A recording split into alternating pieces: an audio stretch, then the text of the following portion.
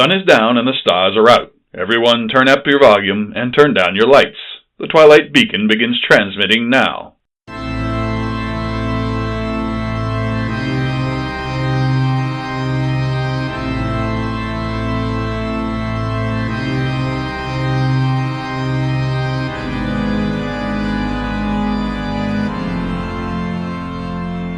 Jedediah D. Blackwell here, coming to you from the Twilight Beacon, transmitting from the heart of Appalachian America.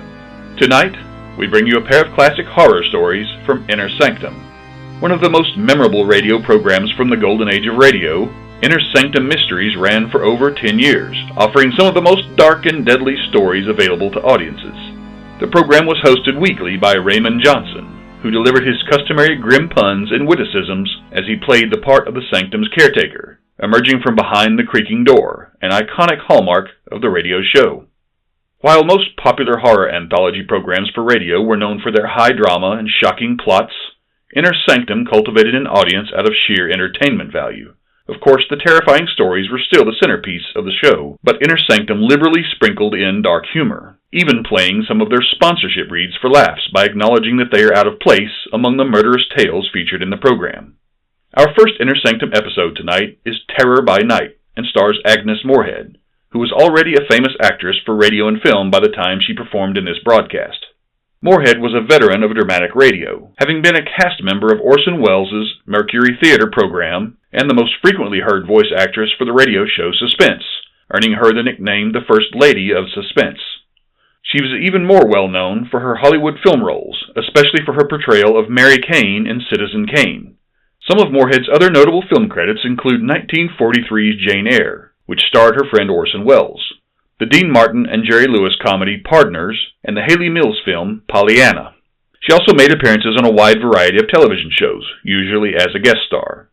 Her most memorable television role was as Endora on Bewitched, for which she appeared in 146 episodes of the popular program, her only television work as a main cast member.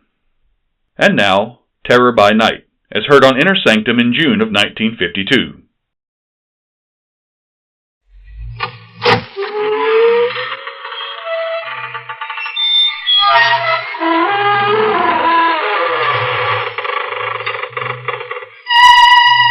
Good evening, friends of the creaking door.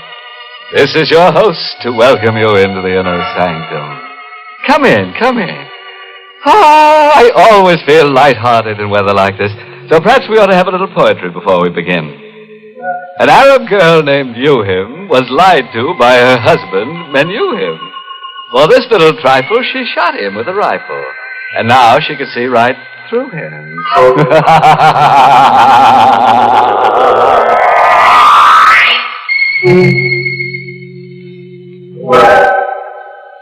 And now, if your scalpels are sharpened and ready, we will proceed with the business of the evening.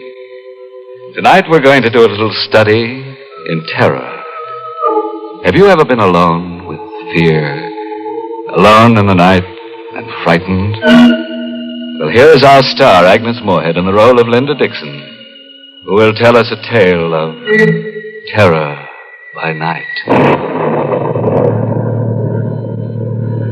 It was Friday night, and I think I was already a little nervous as I drove north into the mountains.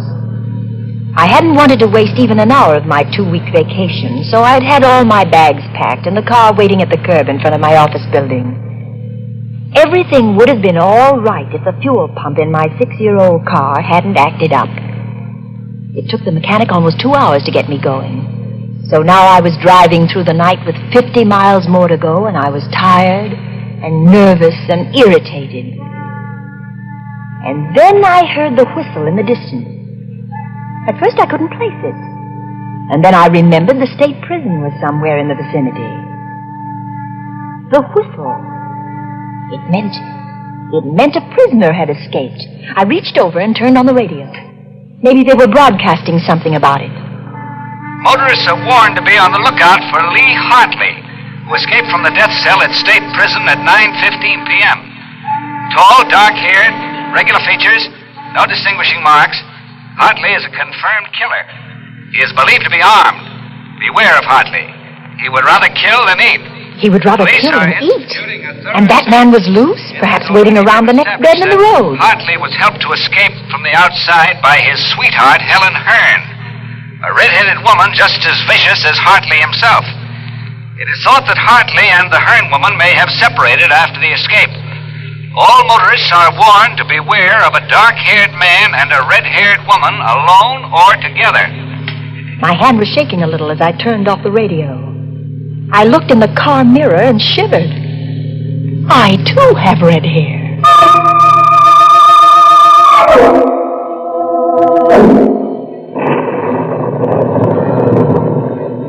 There was a storm coming on, and I was driving into it, and the night was black, and I felt small and lonely and frightened in the car. And then I saw them in the mirror, the headlights sweeping up behind me. A car. It had come out of nowhere. It was pulling alongside, cutting me off. I cowered behind the wheel and watched the door of that other car open. A man stepped out. Oh, and I breathed a sigh of relief. It was a state trooper. You driving all alone, miss? Yes, officer. Sorry if I scared you. We're stopping all cars. Where are you headed for? Well, I'm going up to the lodge at Smuggler's Notch. That's near Mount Mansfield. You see, I started out late from the city, and I'm having motor trouble. Yeah, sure. Can I see your driver's license, please? My driver's license? Yes, of course. Here, I've got it somewhere in my purse. I seem to be all fingers. It's that escaped prisoner, Hartley. How'd you know about him? I heard the prison whistle, and then it came over the radio about Hartley and his red-haired girlfriend. Hey, you've got red hair, too. You don't think I'm that woman? Find that license yet? Oh, yes, I'm sure it's in here. Got so many things in this bag. Oh, here, I've got it. Here's my license. Thanks. What time did you say you left the city? About 5 o'clock. It took you a long time to get up this far. Well, I told you I had motor trouble. So you did. Okay, Miss Dixon, here's your license. Thank you. You can go ahead. Thank you.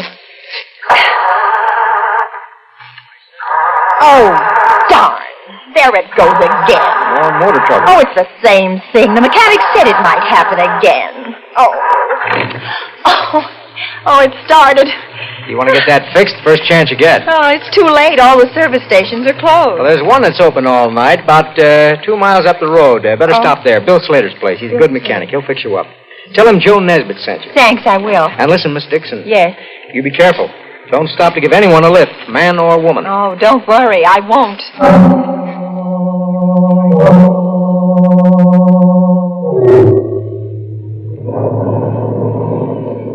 In a few minutes, I saw the lights of the station. I swung into the open space in front of the pumps and stopped. There was another car, a coupe, parked at the pump, but there was nobody in it.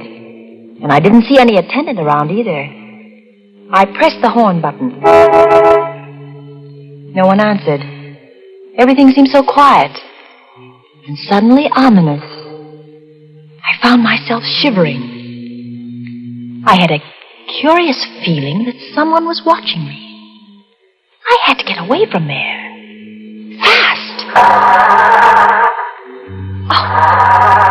Oh, the starter wouldn't work again. Oh, it won't start again. Oh, it won't start. Oh, it won't start.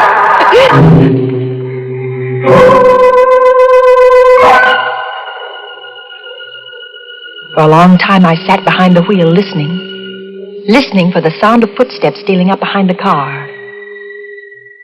But there were none. Then I could bear it no longer. I had to get out of the car. I had to see what was in that office. I opened the door of the car and stepped down on the gravel.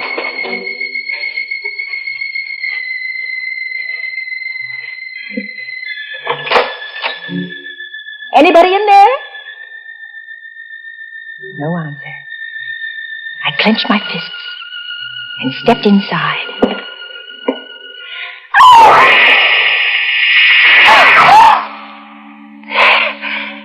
There on the floor at my feet lay the body of a man. His mechanic's jumper was stained red. And his throat was cut.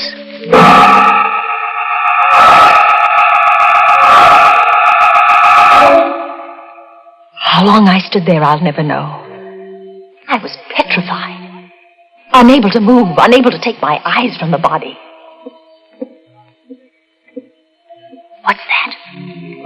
Someone coming downstairs. Hartley. It must be Hartley, the killer. He must have been hiding somewhere upstairs. I must get away. But how?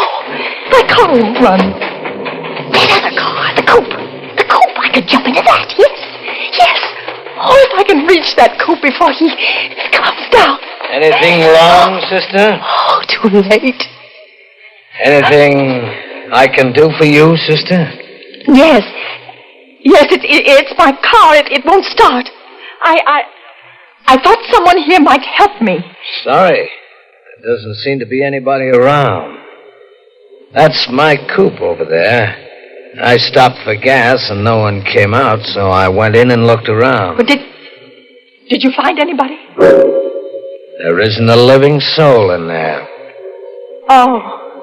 You look kind of tired. No, I'm all right. My name is Taylor. John Taylor.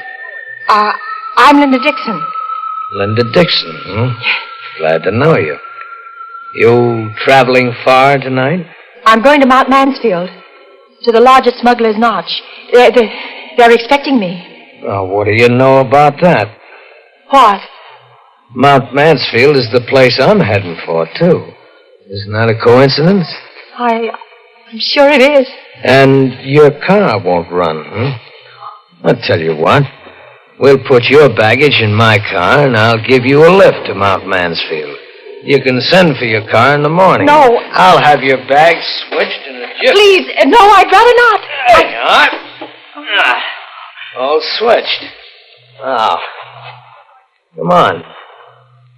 Get in here.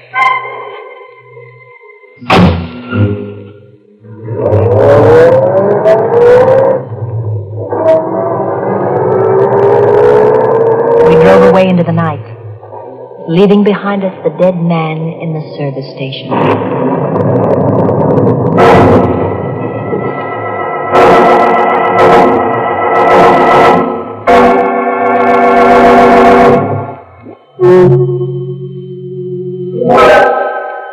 Well, from where we sit, it looks as if Linda Dixon's got herself into an awful jam. And believe me, she's shaking like jelly. Now, let's see how our star Agnes Moorehead in the role of Linda Dixon is making out. All alone in the car with a strange man. But after all, she shouldn't be too scared of him. He's just a felon who needs a friend.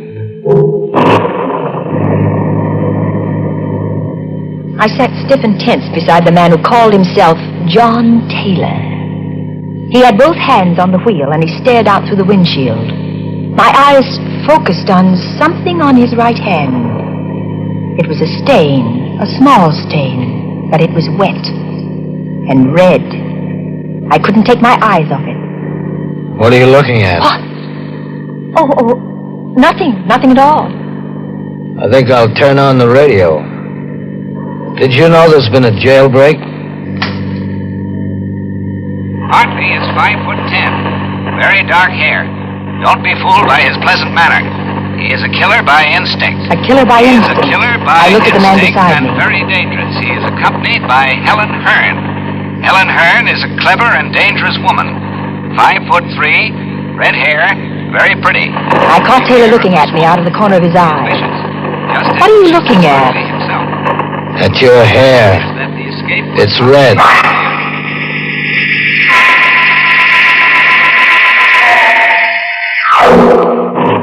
There was a streak of lightning, and looking out of the rain-swept window, I glimpsed a signpost. The lightning illuminated the sign, and my heart skipped a beat at what I saw. That sign we just passed. What about it? It said Barrington ahead. We're going the wrong way. We should be on the Mansfield Road, not the Barrington Road. That's funny. I must have taken the wrong turn. Well, aren't you going to turn back? Sure. Whatever you say.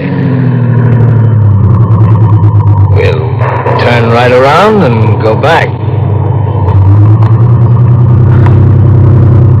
Oh. We're in the ditch. In the ditch.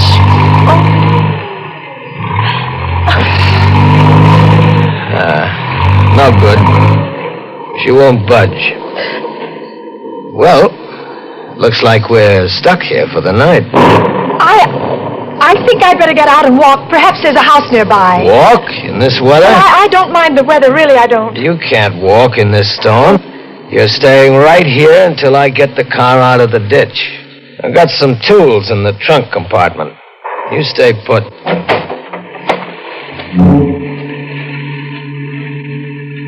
I heard him open the trunk in the back. I listened for further sounds, but there was nothing. I didn't hear him moving back there. I didn't hear any tools. I had to find out what he was doing. Slowly, carefully, I got my door open. I stepped out into the rain and sneaked back toward the rear. I saw him there, not moving, in front of the open trunk compartment, bending over with a flashlight in his hand. The ray of light was focused on something curled up inside. It wasn't baggage or tools. It was a woman's body. Just then he saw me. He snapped the flashlight off, but not before I caught a glimpse of red hair. Then, I must have fainted.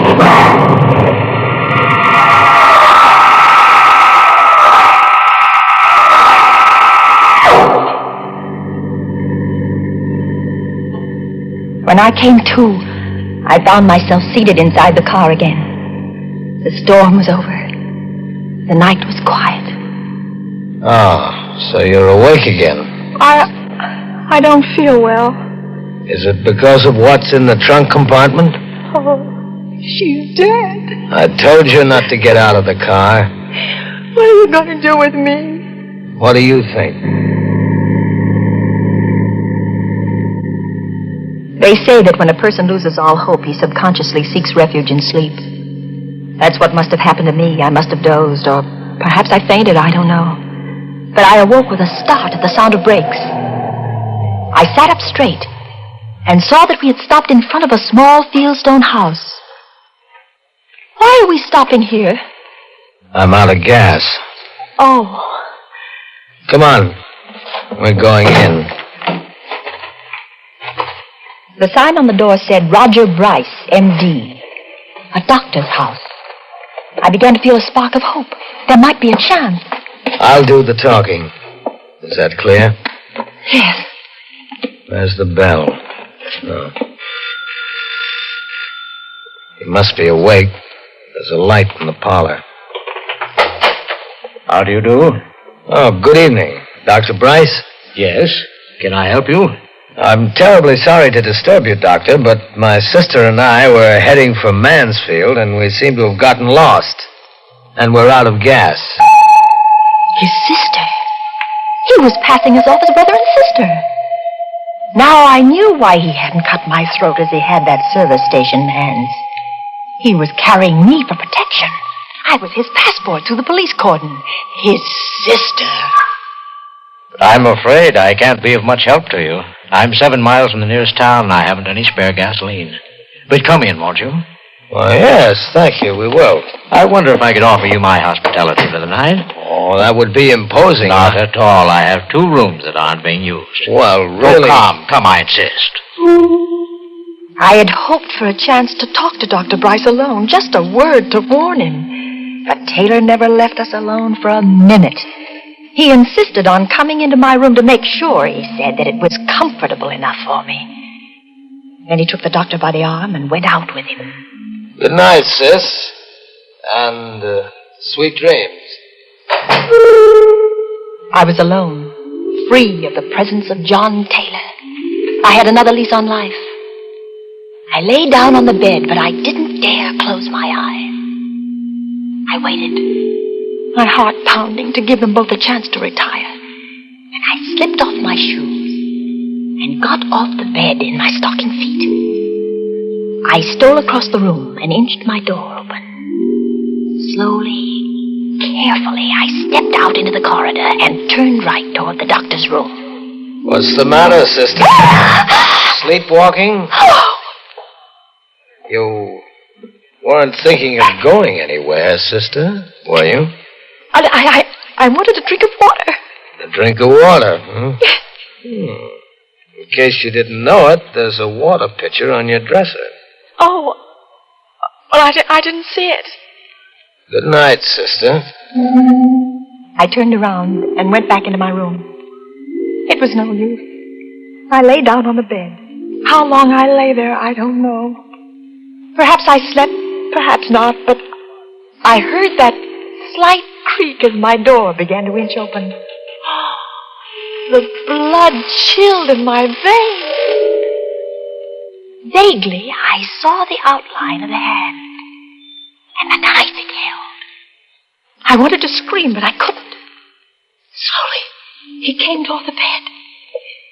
Now he stands over me. He raises the knife. I screamed and rolled over on the bed just as the knife slashed down. I rolled off the bed and cowered in a corner. That horrible figure came around the bed after me with a knife upraised. Help! Dr. Price! Help me! Help me! While I cowered there in the corner, they fought all over the room in the dark. I had no strength to move, to think, not even to hope. All the life seemed to have gone dead in my veins. And then it was over. But who? Who had won? In the dark, I strained my eyes to see. Dr. Bryce! Is that you? No, Linda. It isn't Dr. Bryce. It's I. John Taylor. It was John Taylor standing there at the light switch. And on the floor lay Dr. Bryce, unconscious, with a long gash in his head. I had to hit him with a water pitcher.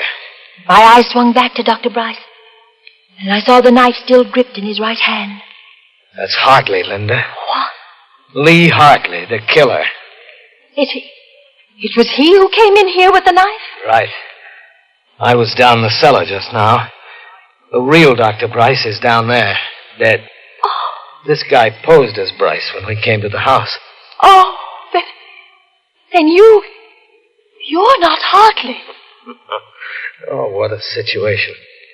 All the time you thought I was Lee Hartley, and I thought you were Helen Hearn on account of your red hair. Oh, but the body of that red-haired woman. That's Helen Hearn. Oh. This guy must have killed her back at the service station and stuffed her body in my trunk compartment while I was inside.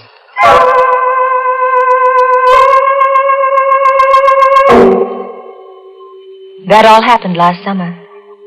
In time, I think I'll manage to forget that night of terror. But it won't be soon. Sometimes in the night I dream that I see that awful figure with the knife poised above my throat. And I wake up screaming. But then John takes me in his arms and holds me tight and tells me that everything is all right.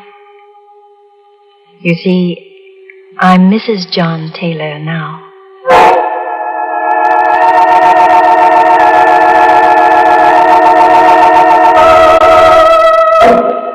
Well, what do you know? A happy ending. As for Mr. Hartley, that pleasant killer, he got what he deserved. Some people never know when they're well off. He should have stayed in jail, where they never raise your rent, where they make no charge for meals or for electric current. You see, when you're in jail, everything is free. Except you.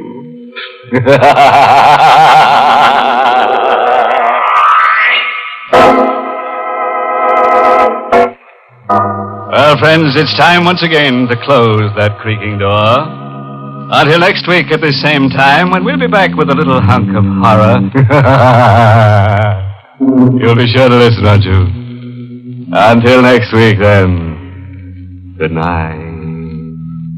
Pleasant dreams.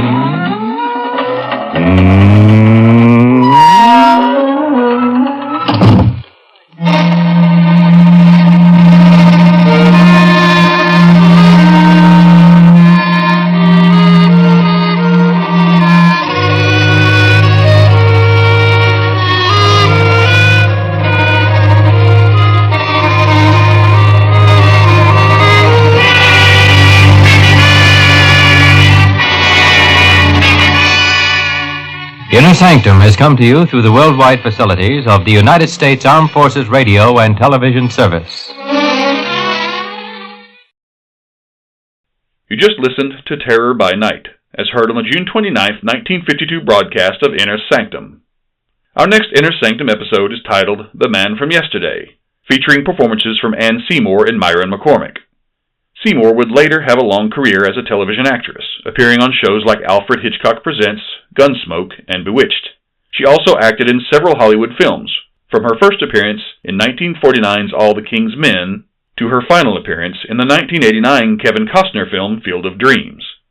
After her acting career was winding down, Seymour became the curator of the Museum of the City of New York. Myron McCormick gathered most of his acting experience on stage, most notably as an original cast member of the Broadway hit show South Pacific. He was one of only 3 actors to appear in that show for the entirety of its 5-year Broadway run, a total of almost 2,000 performances. McCormick also won a Tony Award in 1950 for his work in South Pacific. He appeared in over a dozen films and TV shows, including the most popular Hollywood movie of 1949, Jolson Sings Again, and The Hustler, where he performed alongside Paul Newman. And now, The Man from Yesterday, as presented by Inner Sanctum in December of 1941.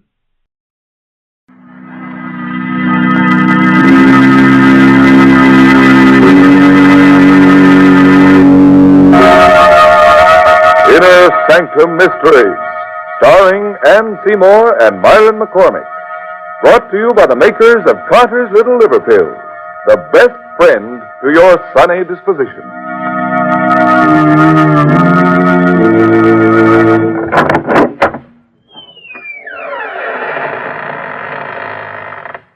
Good evening, friends. Welcome. Welcome to the Inner Sanctum. This is Raymond, your host, teller of strange tales. Come in, if you dare. Now, before we begin, a word to those of you who don't frighten easily. It'll be no disgrace if before we're finished you find yourself trembling against your will. Inner Sanctum Mysteries takes great pleasure in presenting 2 of America's best-known and best-loved radio artists, Miss Ann Seymour and Mr. Myron McCormick. Tonight, these 2 favorites of the air lanes co-star in The Man from Yesterday, an original radio mystery drama by Milton Geiger, brought to you by the makers of Carter's Little Liver Pills, the laxative with the 2-way action. For over 60 years, everybody has known that the name Carter's Little Liver Pills means gentle and efficient help whenever a laxative is needed. Yes, and they know, too, that Carter's Little Liver Pills bring added relief by waking up the flow of a very important digestive juice. So take advantage of this 2-way action and ask for Carter's Little Liver Pills.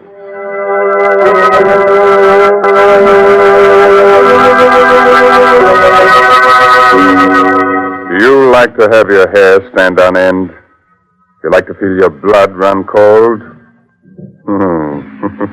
Of course you do. Come along with me, then, to the jungle. Still and hot, weirdly yellow in the strange light of the tropic moon. In a clearing, the African natives of Dr. Robert Rand's museum party sway to the slow throb of their drums. A few hundred yards off in the thick bush, a monstrous humpbacked shape drops silently from the trees, moves swiftly across the shadowed jungle floor. Suddenly the earth gives way under the dark, crouching monster's feet. He struggles wildly a moment and falls, disappearing into the earth.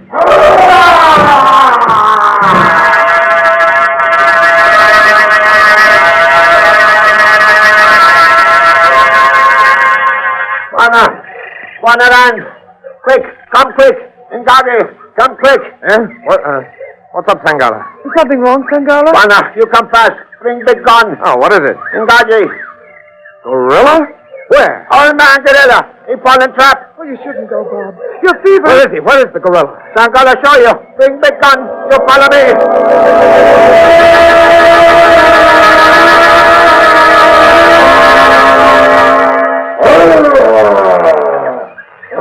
Can you see him down there, Bob? And I see him. What a fellow. What a prize he'd be for Professor Converse at the museum. A full-grown gorilla. Ruth, we've got to get this fellow home, alive. Oh, Bob, it's dangerous. You're ill. Must you? Converse would never forgive me if I didn't. Bob, What is it? the gorilla hasn't made a sound for some time now. That's right. Turn the flashlight down there, will you, Ruth? That's very strange. Is he hurt? No. But look at him. See how he stares up at me. Yes. And such steady, knowing, intelligent eyes. Almost human. Yes. Gazing so steadily into my own. Unflinching. Unafraid. And puzzled. As though he's seen me before. As though he recognizes me. Is trying to remember me from somewhere. Sometime.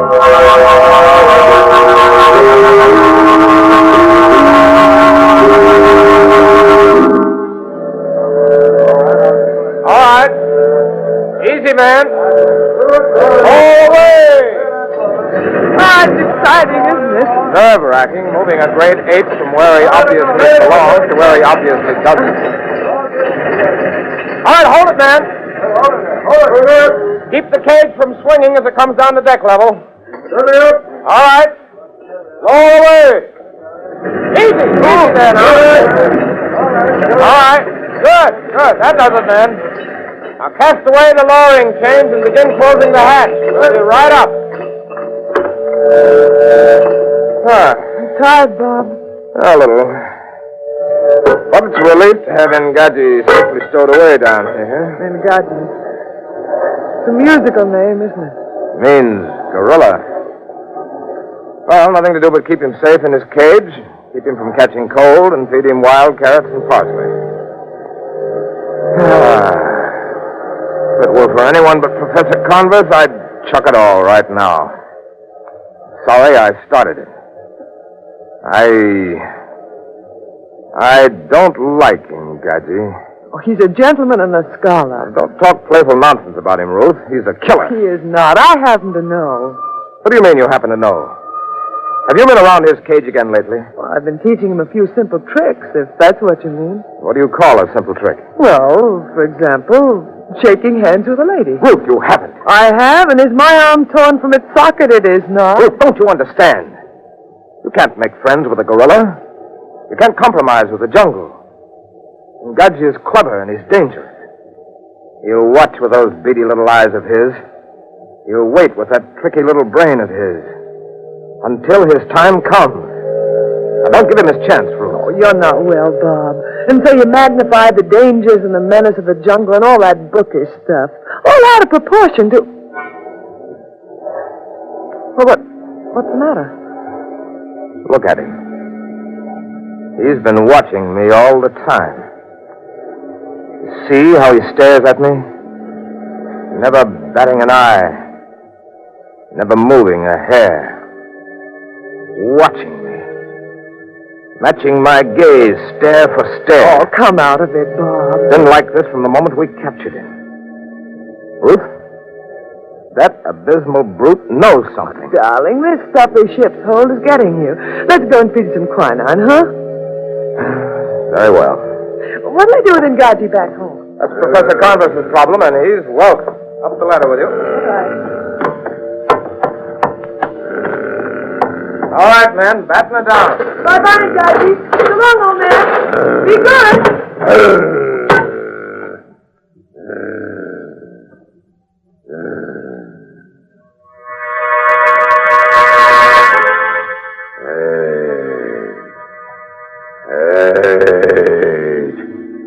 Hey, from before. When? Where? Hey!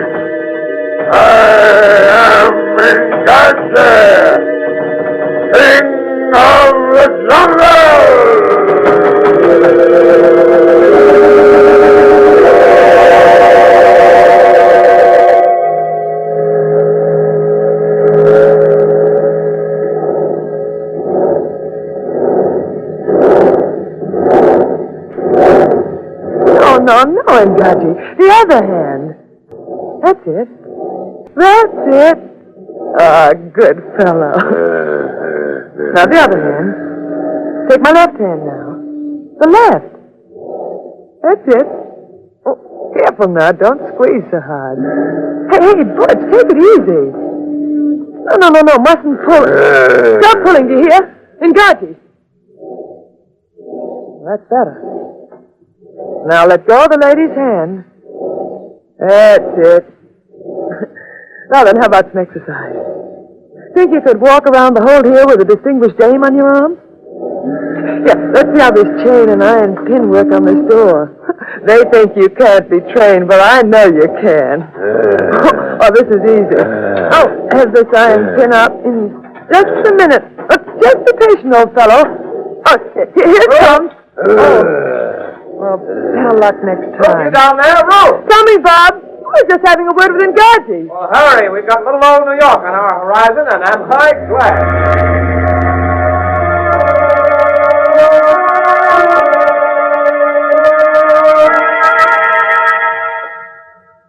That's very kind of you, Professor Converse, putting Ruth and me up at the museum like this. Not at all. It's an empty room. Besides, I want to keep an eye on that fever of yours, because you won't.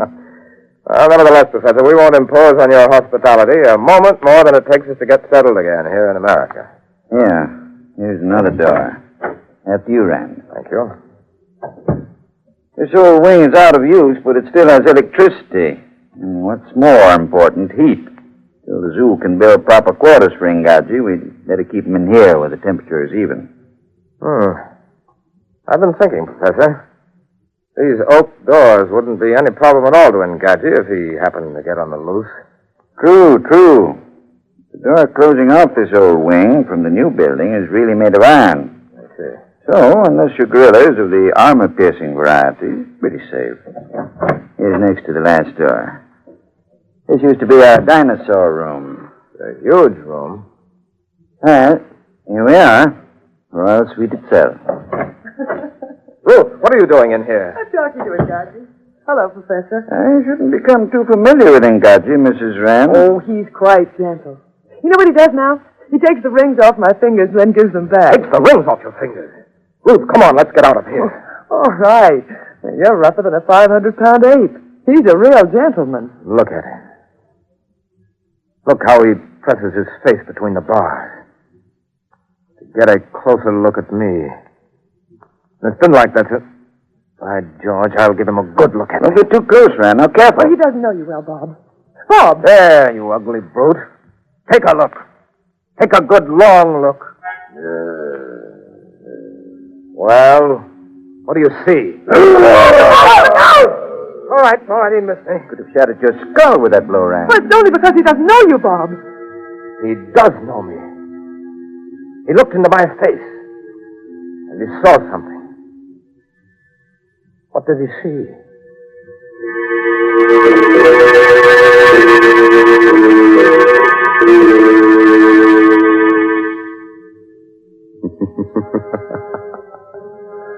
What do you think he saw? Well, I'm no fortune teller. I'm only Raymond, your host here in the Inner Sanctum. But I can tell you he must have seen something. But what was it? That's the big question. Yes, and when that logy, dull, sluggish feeling tells us that a laxative may be needed, the big question is, what laxative will do you the most good? Lots of folks have answered the question successfully by taking Carter's Little Liver Pills. Why? Because Carter's Little Liver Pills offer help in these two effective ways. One, they help relieve irregularity in an efficient, thorough, yet gentle manner. Two, usually within a half hour after taking them, Carter's Little Liver Pills wake up the flow of a very important digestive juice. It's this vital juice that helps tone up a lazy, sluggish digestive system so that folks can lose their grouch and feel better. You better keep that in mind, friends. And next time, remember Carter's Little Liver Pills. The laxative that helps in more ways than one.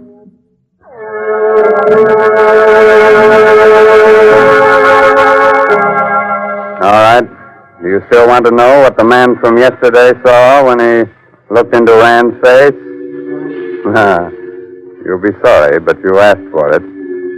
So let's go into Ngaji's cage with him now, as he listens to a strange, mysterious voice. Ngaji, Lord of the Jungle, do you hear me? Do you hear, Ngaji? Do you hear the jungle speak?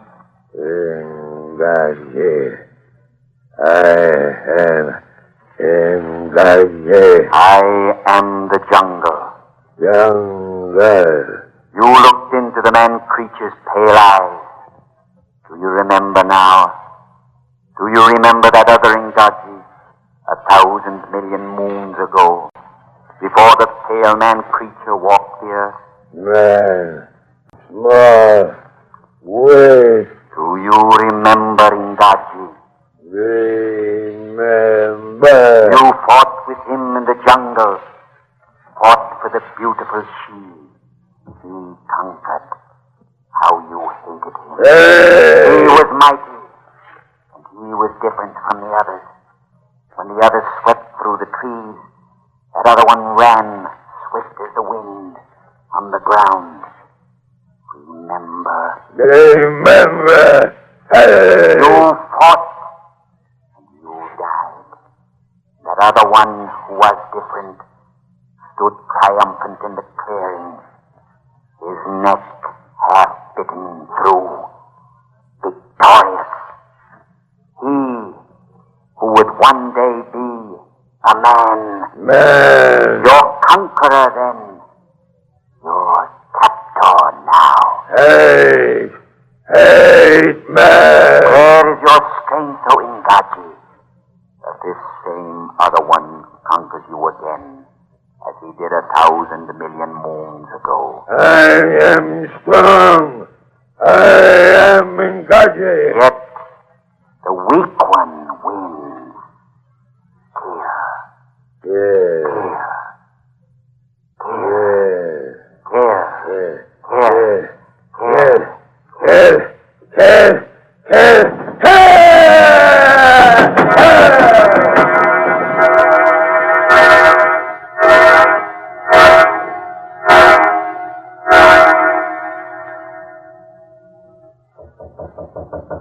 Come in, Rand. Come in. Oh, good evening, Professor. So you know it was me. Of course. Well, That's exactly why I'm here, Professor. Getting to be a habit around here. There's a knocking. It must be that thievery fool Rand. oh, come now. We want you here. There's such a thing as wearing out your welcome. You paid 1,000 times by bringing us back that magnificent gorilla. I don't consider that adequate compensation. Professor, I might as well tell you. I'm sorry I ever blundered over the brute. He's just getting you again. Go to bed and take No, some- no. I'm afraid of him, Gadget. Not in the physical sense.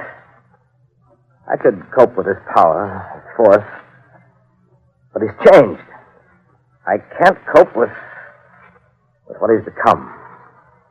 It infuriates and humiliates me that gorilla has something on me. Has me at some disadvantage that I don't understand. It's gotten under my skin. You remember when he struck at me 3 weeks ago? Do I remember? Of course I do. He changed after that. When he looks at me now, he isn't puzzled. He isn't searching his memory for some clue to me anymore.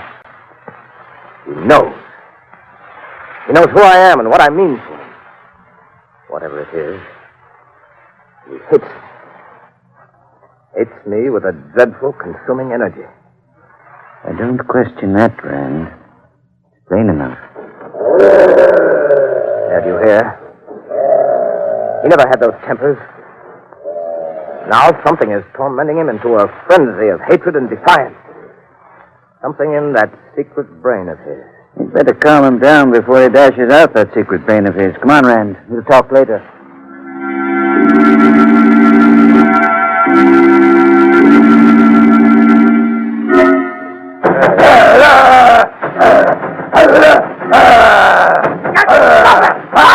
Be quiet here! Quiet! Quiet! Who did you say was afraid of whom? He's quiet, yes. But look at those eyes. Where have you seen such hatred? Or such tremendous living power. Yes. You've got to admire it at first. You almost think for a moment that he represents the super race. That big, black-haired, purebred gorillas are the dominating people. And on the basis of sheer power, with a certain amount of intelligence and ruthlessness, you think he ought to rule. Then you stop to think. You remember. Yes, he's pure black gorilla and powerful. But after all, he's just a gorilla. Oh, I thought I heard him Gadji fighting in here. Well, you did. Your precious beast was being attentive. You catch cold running about barefooted like that, and that wouldn't do. Because Ngaji might catch it from you, and that would be the end of Ngaji. On second thought, perhaps you'd better run around barefooted. But, Bob, he's worth a fortune. Well, so are you. Now run along back to bed. Professor Converse and I have a chess game to play. Hey, Professor?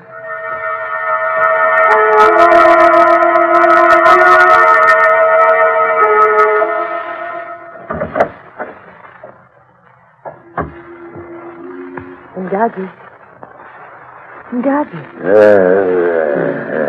Hi, old fella. I brought you bananas. Here.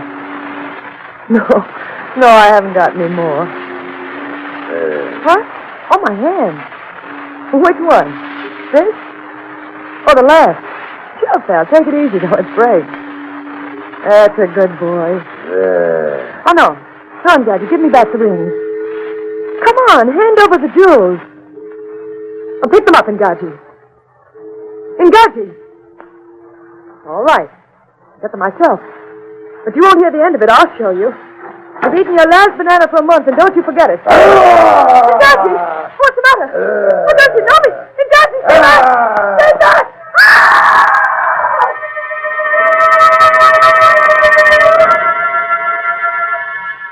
Your move, Professor. Hey, Scott, it's loose. There's a light in the wing. Look. It's loose. Loose. Wait a minute, Rand. Here. Take my revolver. I'll come along. Come on, stay here. Call for help. I can't hold him with just a revolver. Hurry!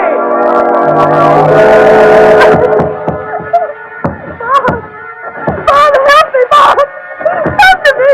Ruth, what happened? Are you hurt? That's my eyesight. And I locked the cagey. He There, opened the door darling, that's all right. I could just get in here and bar the door before he realized he was free. Can you walk, darling? No, I ran to the door, but I hit my foot right. I can't stand, Bob. Put your arm around my shoulder. Hurry. He's breaking through. I let him escape.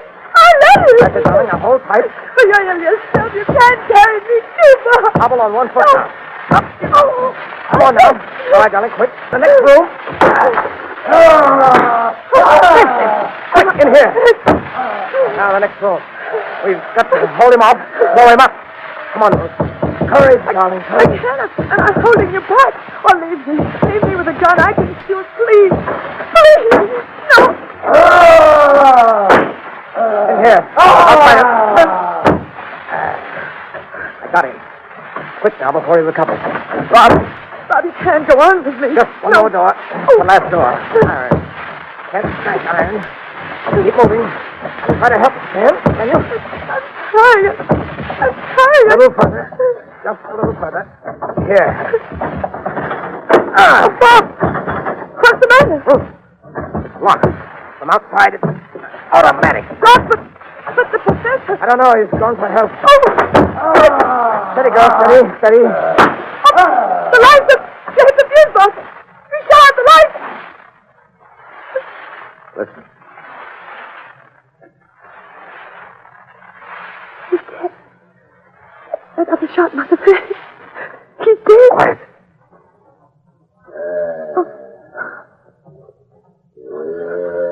No. He's alive. He's stalking us in the dark. How many bullets? 3. Bob, one more thing, Gadji. It don't kill him. Quiet. This way. Keep moving.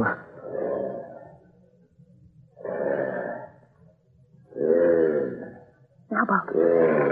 He's against the window.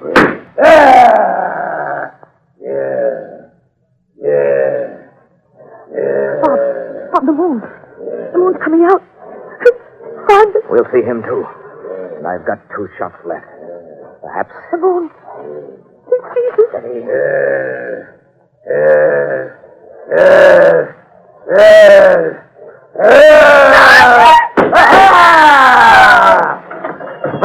Friend, where are you? Friend! Why you right over here, Professor? Friend. Oh, thank heaven. Are you all right?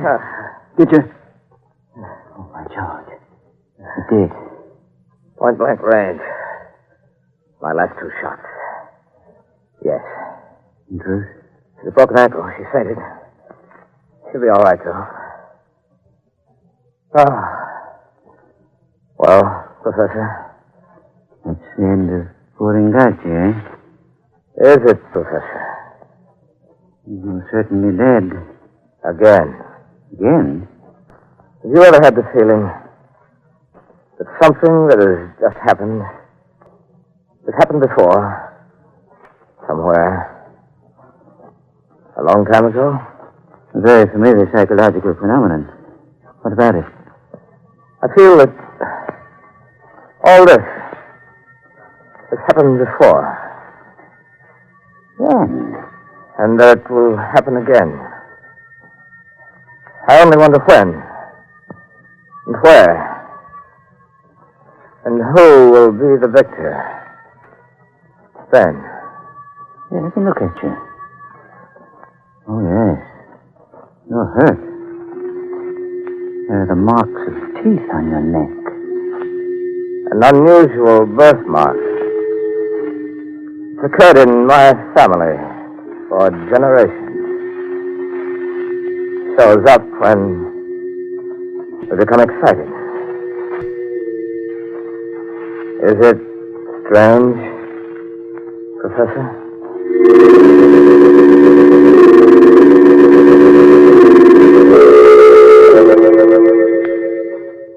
All right, friends.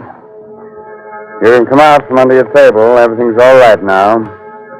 Ngaji is dead, and we're safe for another 10,000 years. Good. Oh, Mr. Hurley, Ngaji was only imaginary, so don't let him worry you. You're right, Raymond.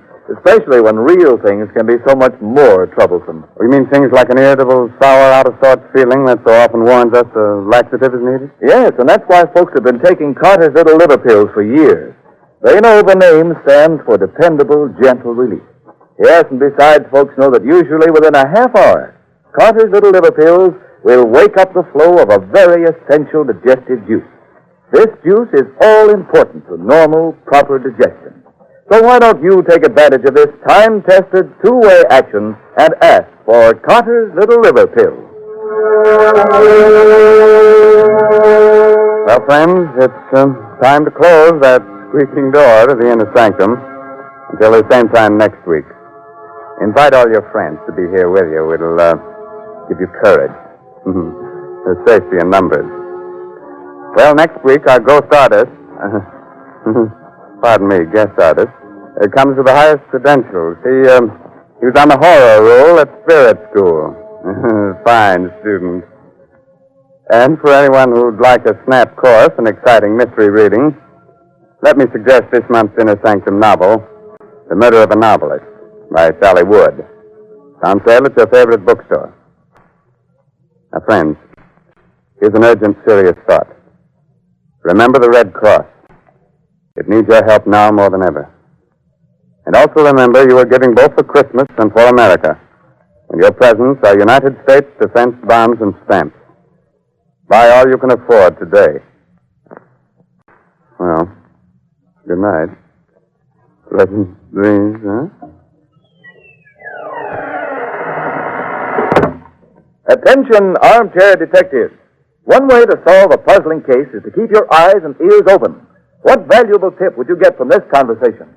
I ought to have been home 2 hours ago. Gotta get this order out, Tom. It's important. But I've stayed 3 nights this week. Well, so's everyone else.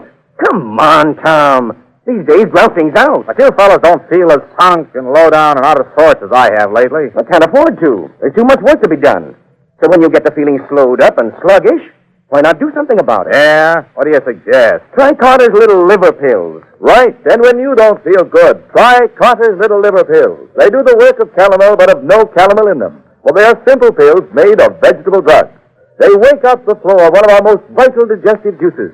When this vital juice flows at the rate of about 2 pints a day, it helps to digest our food and bring back the glorious feeling that goes with regularity. Then most folks feel like happy days are here again. But be sure you get the genuine Carter's Little Liver Pills. 25 cents at all drugstores. This is the National Broadcasting Company.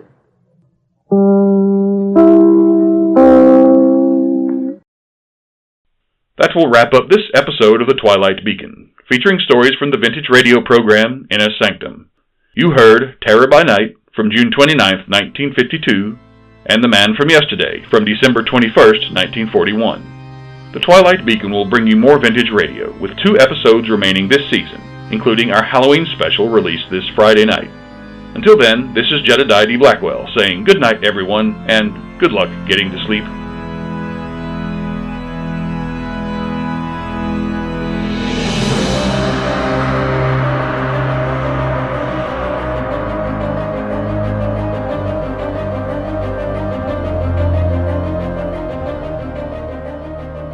Thank you for listening to this episode of the Twilight Beacon podcast.